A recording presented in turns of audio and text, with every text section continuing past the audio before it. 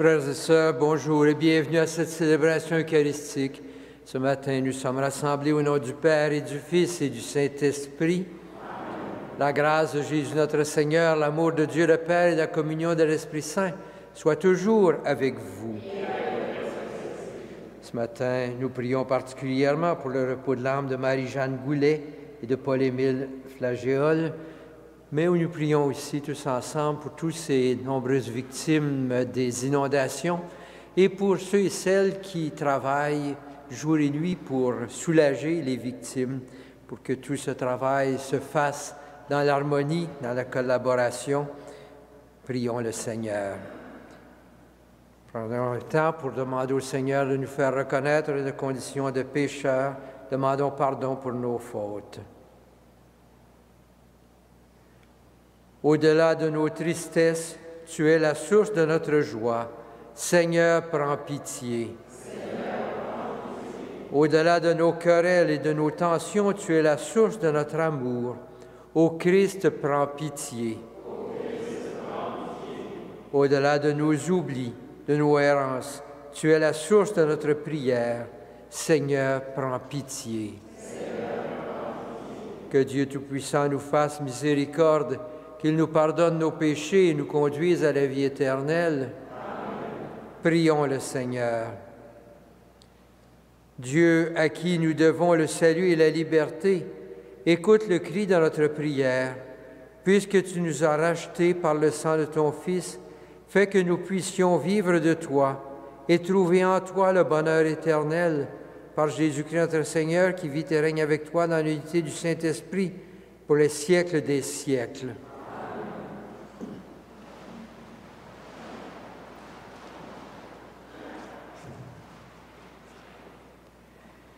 Du livre des Actes des Apôtres. En ces jours-là, Paul vint à Antioche de Pisidie.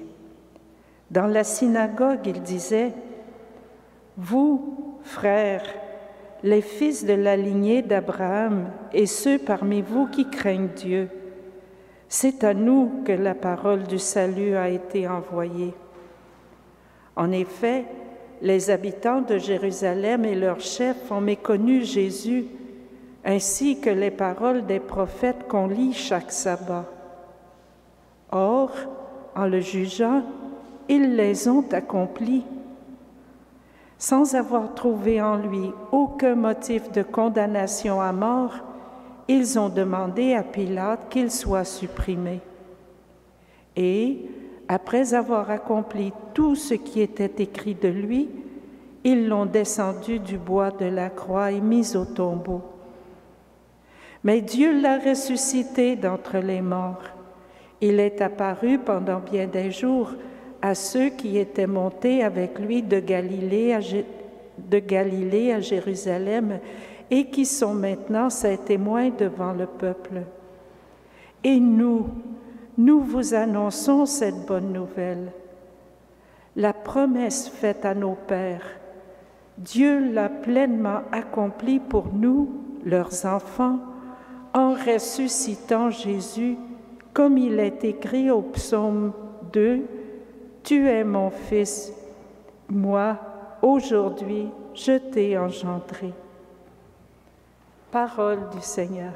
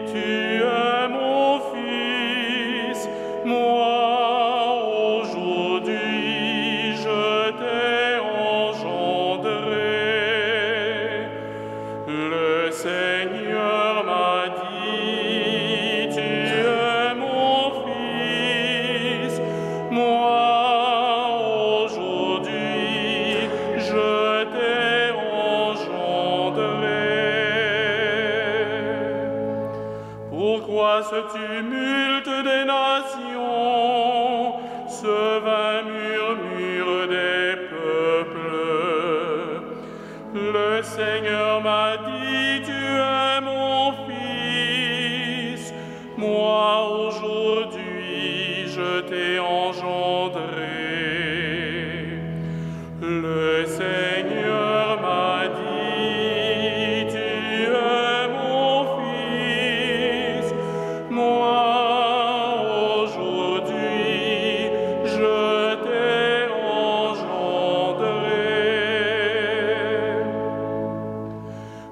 demande et je te donne en héritage les nations, pour domaine la terre tout entière.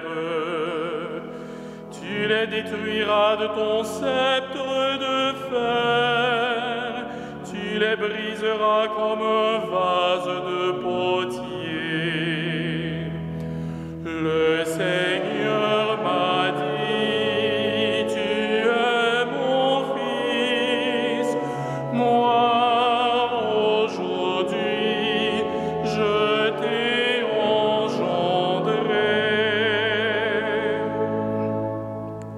Maintenant, roi, comprenez, reprenez-vous, juge de la terre. Servez le Seigneur avec crainte, rendez-lui votre hommage en tremblant. Le Seigneur m'a dit, tu es mon fils, moi aujourd'hui je t'ai engendré.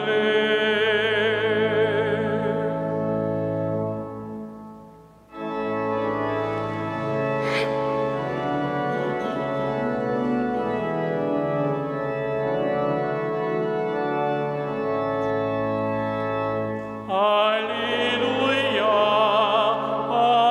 Alléluia,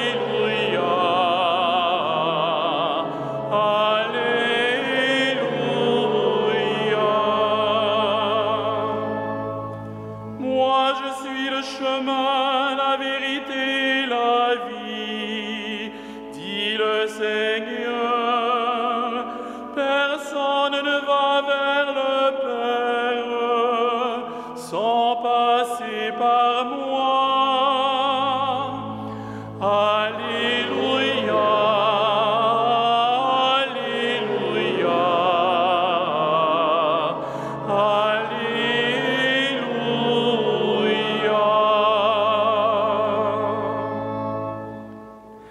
Le Seigneur soit avec vous. Évangile de Jésus-Christ selon Saint Jean. En ce temps-là, Jésus disait à ses disciples, « Que votre cœur ne soit pas bouleversé. Vous croyez en Dieu, croyez aussi en moi. Dans la maison de mon Père, il y a de nombreuses demeures. Sinon, vous aurais-je dit, je pars pour préparer une place. Quand je serai parti, vous préparez une place, je reviendrai et je vous amènerai auprès de moi, afin que là où je suis, vous soyez vous aussi. Pour aller où je vais, vous savez le chemin. » Thomas lui dit, « Seigneur, nous ne savons pas où tu vas. Comment pourrions-nous savoir le chemin? » Jésus lui répond, « Moi, je suis le chemin, la vérité et la vie. Personne ne va vers le Père sans passer par moi. » Acclamons la parole de Dieu. Louange à toi, Seigneur Jésus.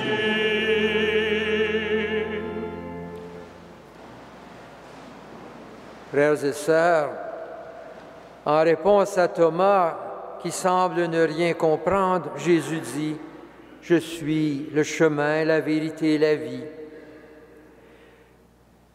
En ce temps-là, c'est-à-dire dans les derniers jours de la vie de Jésus, il prépare ses disciples pour son départ imminent. Ces moments sont difficiles pour les proches de Jésus, et Jésus voit bien qu'ils sont un peu bouleversés. Et il commence en disant « Que votre cœur ne soit pas bouleversé. » Ces paroles se veulent aussi des paroles d'espérance pour les disciples, mais bien sûr aussi, quand elles sont reprises dans l'Évangile, des paroles d'espérance pour toute communauté chrétienne, pour cette première communauté si fragile des premiers jours. Tout comme les disciples, les premières communautés sont hésitantes. Les premiers disciples ne savaient pas comment orienter leur quête spirituelle après le départ de Jésus. Et la communauté chrétienne cherche aussi son chemin. Et voilà que Jésus leur dit, « Je suis le chemin, la vérité et la vie. » C'est ce message que Paul avait finalement compris. Terrassé quand il était en route vers Damas, Paul s'est ouvert les yeux à la vérité profonde de celui qui dit « Pourquoi me persécutes-tu » Il a compris cette vérité profonde en persécutant les disciples de Jésus. C'est Jésus lui-même qui est persécuté. Jésus est présent dans sa communauté. Paul est ébloui, aveuglé pour un moment par cette lumière, par cette vérité qui est tellement grande qu'elle l'éblouit. Il marche pour un moment dans la nuit, dans le noir, mais bientôt il découvrira que Jésus est ce chemin qui mène vers le Père. Il découvre aussi que Jésus est la source véritable de vie. Paul a découvert que Jésus est le chemin, la vérité et la vie. Fidèle à suivre ce chemin du Seigneur, Paul se retrouve donc dans une communauté à Antioche de Pisidie, dans le nord de la Turquie actuellement. Il rencontre des gens dans la synagogue, là où se ressemblent les membres de la communauté juive, mais aussi des non-juifs qui partageaient l'espérance des Juifs, qui viennent à leur synagogue. Ce sont, dans les termes de Paul, les craignants Dieu. C'est dans ces communautés, loin de Jérusalem, que beaucoup, qui n'ont sans doute pas vraiment entendu parler de ce qui s'est passé à Jérusalem 20 ou 30 ans auparavant, Paul les rencontre et leur parle. Il leur raconte donc comment Jésus a été condamné, comment il est ressuscité. Et il conclut, la promesse faite à nos pères, Dieu l'a pleinement accomplie pour nous. Ces promesses du Dieu de l'Alliance que les prophètes ont souvent répétées, elle s'est pleinement réalisée en Jésus. Et cette foule rassemblée dans une synagogue de la diaspora, cette foule est invitée à accueillir cette bonne nouvelle et à voir en Jésus la pleine réalisation de la promesse de Dieu. Paul aurait sans doute pu conclure en leur disant que ce Jésus est maintenant le chemin, la vérité et la vie. Frères et sœurs, notre monde aussi cherche son chemin. Devant la multitude des gourous et des courants de pensée, il semble parfois difficile de discerner la vérité, de trouver le vrai chemin. C'est à nous que ces paroles sont adressées aujourd'hui. Je suis le chemin, la vérité et la vie. La vérité ne se trouve pas dans des belles théories, mais dans une personne, dans la personne de Jésus qui est venu nous guider vers la vérité tout entière. Dans notre vie de chaque jour, il n'est pourtant pas toujours facile de voir comment celui qui est notre chemin nous guide vers la vérité tout entière. Nous n'entendons pas toujours aussi clairement que nous le souhaiterions cette voix qui nous guide. Il nous faut prendre le temps, dans la prière, dans la réflexion sur la parole de Dieu, pour découvrir comment le Seigneur nous guide, comment il est notre chemin, comment il est la vérité qui nous mène à la vie. Demandons donc au Seigneur, présent parmi nous dans l'Eucharistie, de nous aider à demeurer toujours attentifs à sa voix et ainsi marcher sur le chemin de la vie dans la vérité.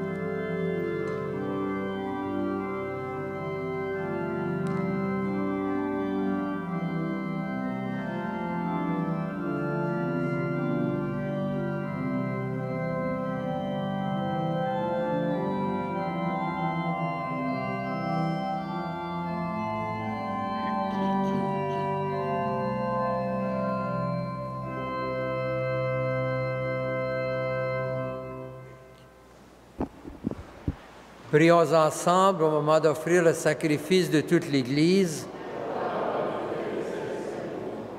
Reçois avec bonté, Seigneur, les offrandes de ton peuple.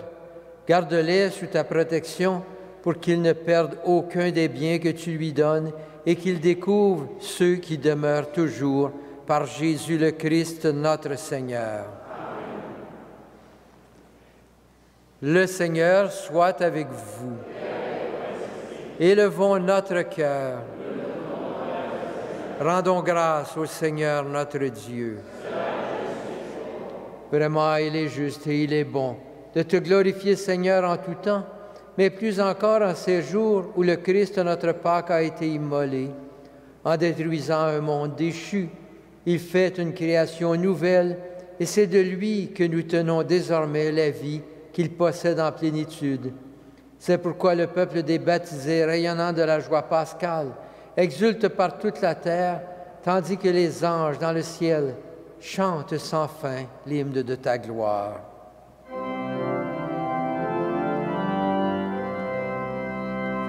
Saint, Saint, Saint, le Seigneur, Dieu de l'univers, le ciel et la terre sont remplis de ta gloire. Hosanna au plus haut des cieux, béni soit celui qui vient au nom du Seigneur. Hosanna au plus haut des cieux.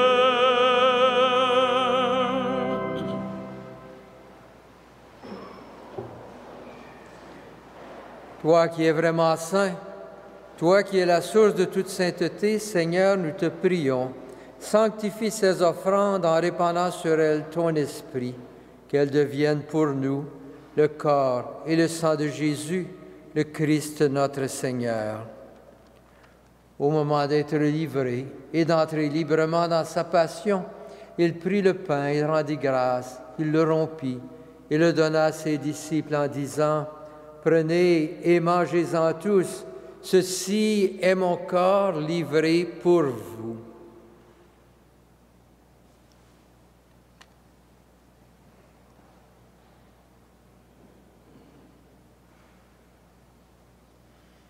De même, à la fin du repas, il prit la coupe de nouveau, il rendit grâce, et la donna à ses disciples en disant: « Prenez et buvez-en tous, car ceci est la coupe de mon sang, le sang de l'alliance nouvelle et éternelle, qui sera versé pour vous et pour la multitude en rémission des péchés. Vous ferez cela en mémoire de moi. »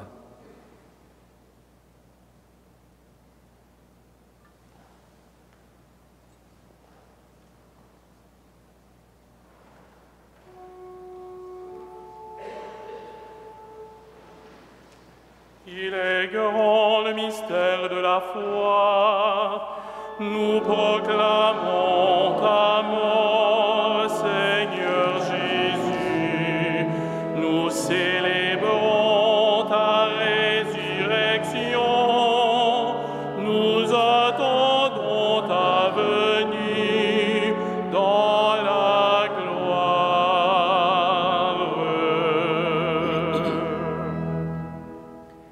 Faisant ici mémoire de la mort et de la résurrection de ton Fils, nous t'offrons, Seigneur, le pain de la vie et la coupe du salut.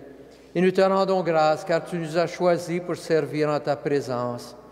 Humblement, nous te demandons qu'en ayant part au corps et au sang du Christ, nous soyons rassemblés par l'Esprit Saint en un seul corps. Souviens-toi, Seigneur, de ton Église répandue à travers le monde. Fais-la grandir en ta charité, avec le pape François, notre évêque Christian, et ses auxiliaires Thomas et Alain, et de toutes les personnes qui ont charge de ton peuple. Souviens-toi aussi de nos sœurs et de nos frères qui se sont endormis dans l'espérance de la résurrection et de toutes les personnes qui ont quitté cette vie. Reçois-les dans ta lumière auprès de toi. Sur nous tous enfin, sur ceux et celles qui se confient à nos prières, Sur toutes ces victimes des inondations, nous implorons ta bonté. Permets qu'avec la Vierge Marie, la bienheureuse Mère de Dieu, avec Saint Joseph, son époux, avec les apôtres et les saints, avec Saint Frère André et tous les saints et les saints de tous les temps qui ont vécu dans ton amitié, nous ayons part à la vie éternelle et que nous chantions ta louange par Jésus-Christ, ton Fils bien-aimé. Par lui, avec lui et en lui, à toi, Dieu le Père Tout-Puissant, dans l'unité du Saint-Esprit, tout honneur et toute gloire pour les siècles des siècles. Unis dans un même esprit et rassemblés autour de cette table du Seigneur, prions prions le Père avec les paroles que Jésus nous a données. Notre Père qui es aux cieux, que ton nom soit sanctifié, que ton règne vienne, que ta volonté soit faite sur la terre comme au ciel. Donne-nous aujourd'hui notre pain de ce jour. Pardonne-nous nos offenses, comme nous pardonnons aussi à ceux qui nous ont offensés. Et ne nous soumets pas à la tentation, mais délivre-nous du mal. Délivre-nous de tout mal, Seigneur, et donne la paix à notre temps. Par ta miséricorde, libère-nous du péché. Rassure-nous devant les épreuves en cette vie où nous espérons le bonheur que tu promets et l'avènement de Jésus-Christ, notre Sauveur. C'est la gloire pour les siècles des siècles. Seigneur Jésus-Christ, tu as dit à tes apôtres, je vous laisse la paix, je vous donne ma paix. Ne regarde pas nos péchés, mais la foi de ton Église. Pour que ta volonté s'accomplisse, donne-lui toujours cette paix et conduis-la vers l'unité parfaite, toi qui règnes pour les siècles des siècles. Amen. Que la paix du Seigneur soit toujours avec vous.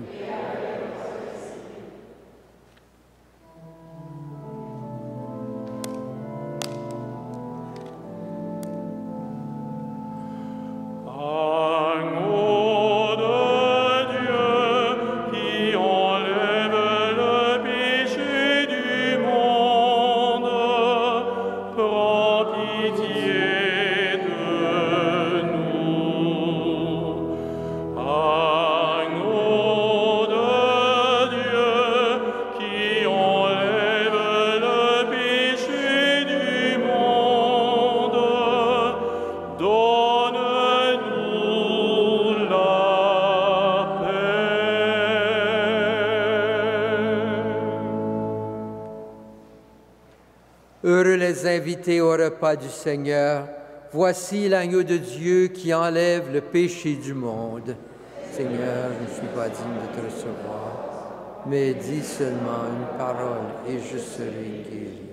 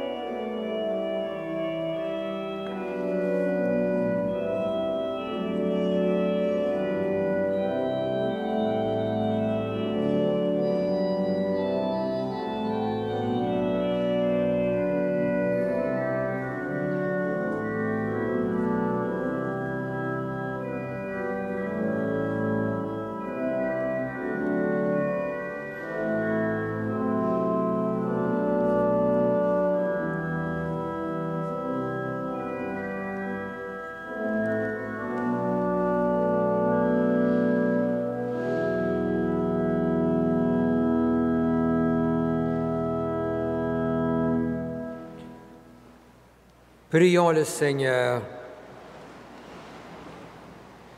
Ne cesse pas de protéger avec amour, Seigneur, ceux et celles que tu as sauvés. La passion de ton Fils les a rachetés, qu'ils mettent leur joie dans sa résurrection, lui qui règne avec toi dans l'unité du Saint-Esprit pour les siècles des siècles. Le Seigneur soit avec vous. Que le Seigneur, le Dieu Tout-Puissant, vous bénisse, le Père, le Fils et le Saint-Esprit. Frères et sœurs, que Saint Joseph et Saint Frère André vous accompagnent au long de ce jour. Allez dans la paix et dans la joie du Christ.